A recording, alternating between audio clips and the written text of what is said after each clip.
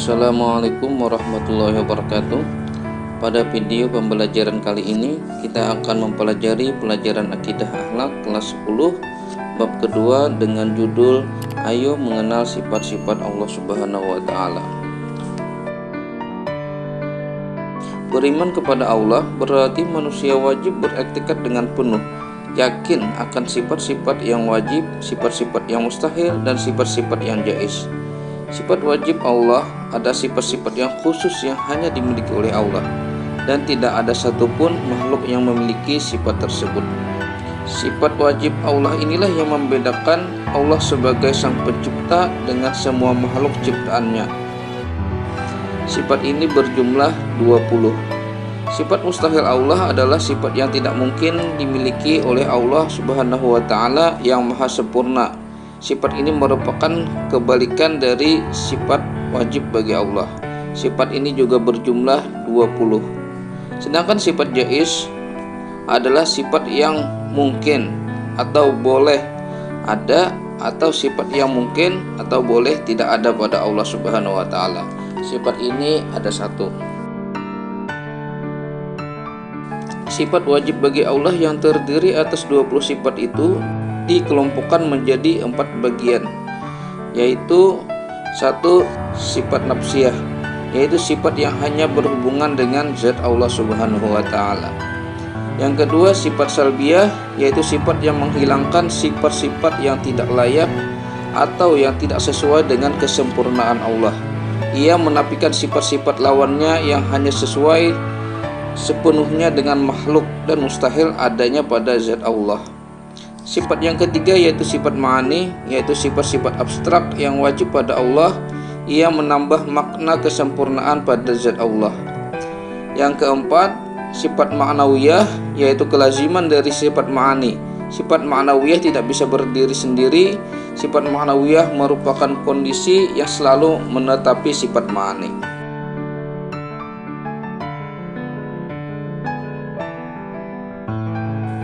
Sifat wajib yang pertama bagi Allah yaitu wujud, artinya ada. Allah adalah zat yang pasti ada. Ia berdiri sendiri, tidak diciptakan oleh siapapun, dan tidak ada Tuhan selain Allah Subhanahu wa taala. Lawannya adalah Adam, yang berarti tiada. Mustahil, Allah tiada. Dalilnya yaitu Allah lah yang menciptakan langit dan bumi dan apa yang ada di antara keduanya dalam 6 masa. Kemudian Dia bersemayam di atas arsy. Tidak ada bagi kamu sekalian daripadanya seorang penolong pun, dan tidak pula seorang pemberi syafaat. Maka apakah kamu tidak memperhatikan? Sajadah ayat 4. Yang kedua, Qidam, artinya terdahulu. Dialah sang pencipta yang menciptakan alam semesta beserta isinya. Lawannya adalah Hudus, berarti mustahil ada yang mendahului Allah Subhanahu wa taala. Dalilnya yaitu Dialah yang awal dan yang akhir, yang zahir dan yang batin, dan Dia maha mengetahui segala sesuatu. Surah Al-Hadid ayat 3. Yang ketiga, baqa, artinya kekal. Maksudnya adalah Allah maha kekal, tidak akan punah, tidak akan binasa, dan tidak akan pernah mati. Dia akan tetap ada selamanya. Lawannya adalah fana, artinya mustahil, Allah musnah. Ayat yang menjelaskan di dalam Al-Quran yaitu semua yang ada di bumi itu akan binasa, dan tetap kekal Tuhanmu yang mempunyai kebesaran dan kemuliaan. Quran Surah Ar-Rahman ayat 26 sampai ayat 27.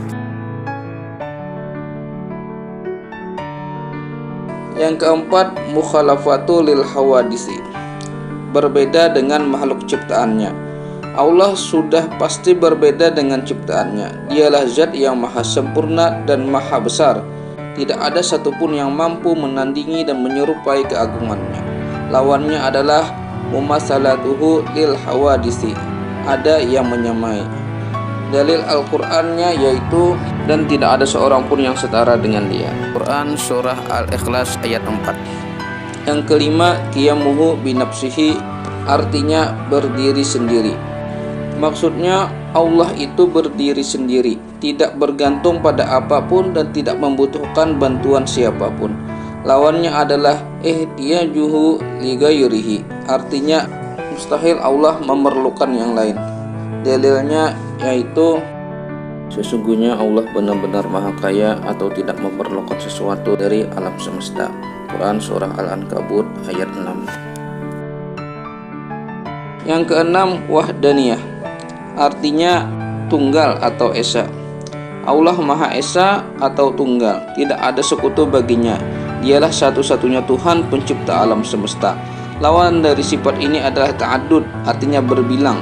Ayat yang menjelaskan dalam Al-Quran yaitu, katakanlah wahai Muhammad, dialah Allah yang Maha Esa. Al-Ikhlas ayat pertama. Sifat yang ketujuh yaitu kudrat, artinya berkuasa. Allah Maha Kuasa atas segala sesuatu. Tidak ada yang menandingi kekuasaan Allah Subhanahu wa Ta'ala. Lawannya adalah ajnun, artinya lemah.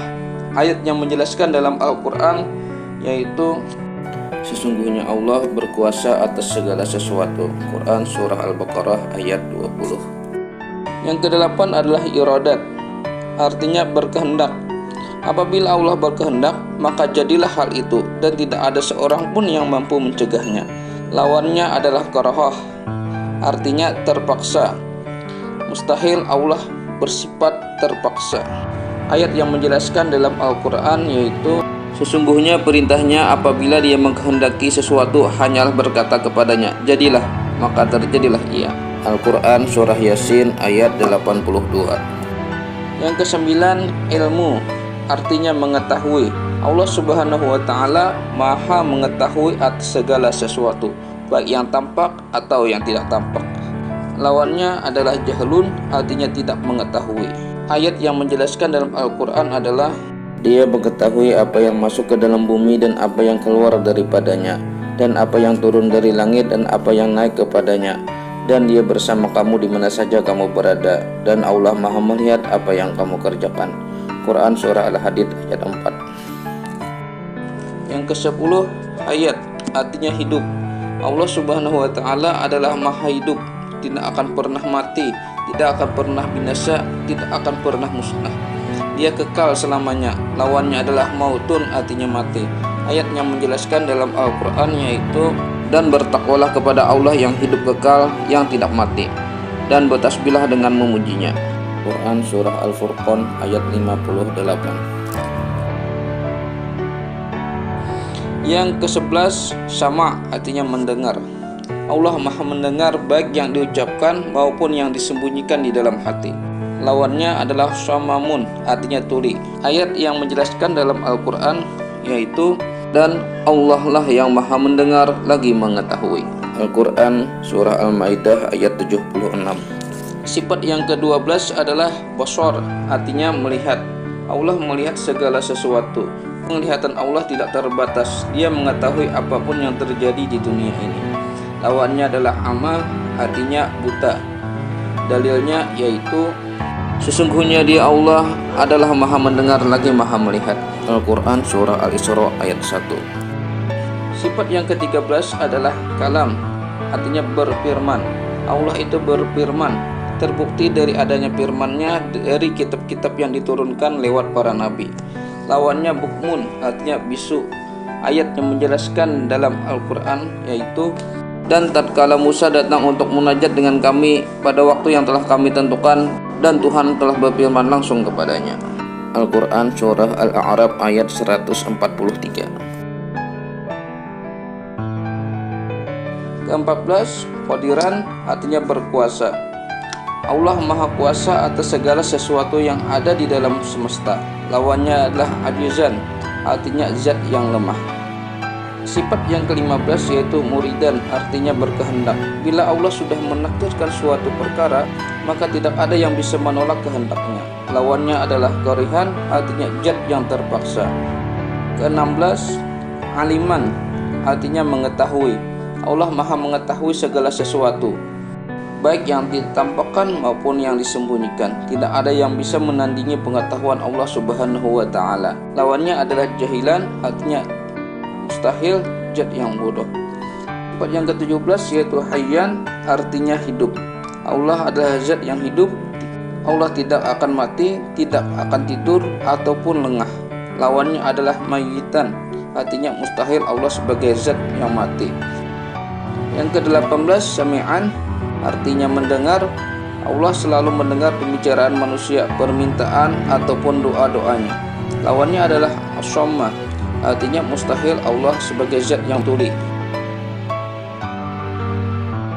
Yang ke-19, basyuran, artinya melihat.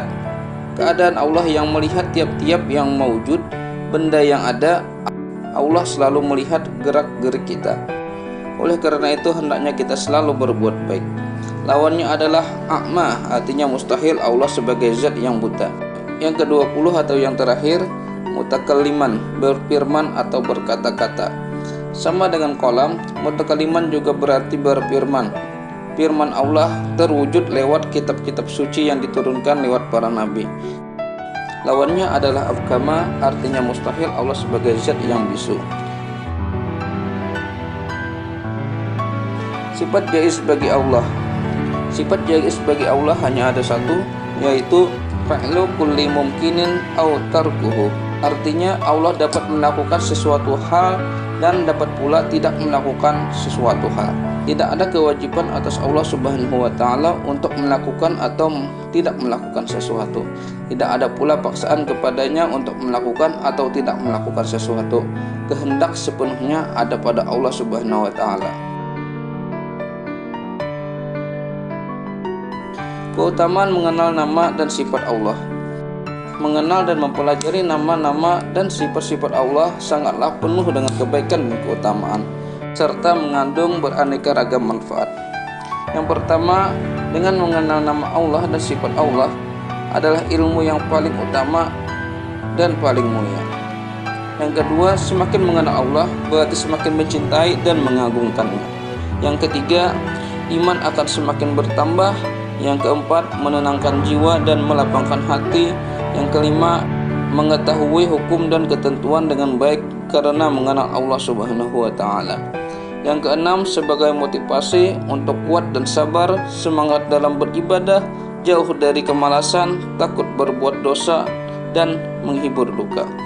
Yang terakhir, disiplin dalam bersikap, bertanggung jawab dalam berbuat karena Allah Maha melihat, Maha mendengar dan Maha mengetahui apa yang dilakukan. Sampai di sini saja pembelajaran pada kali ini. Semoga ada manfaatnya. Terima kasih. Wassalamualaikum warahmatullahi wabarakatuh.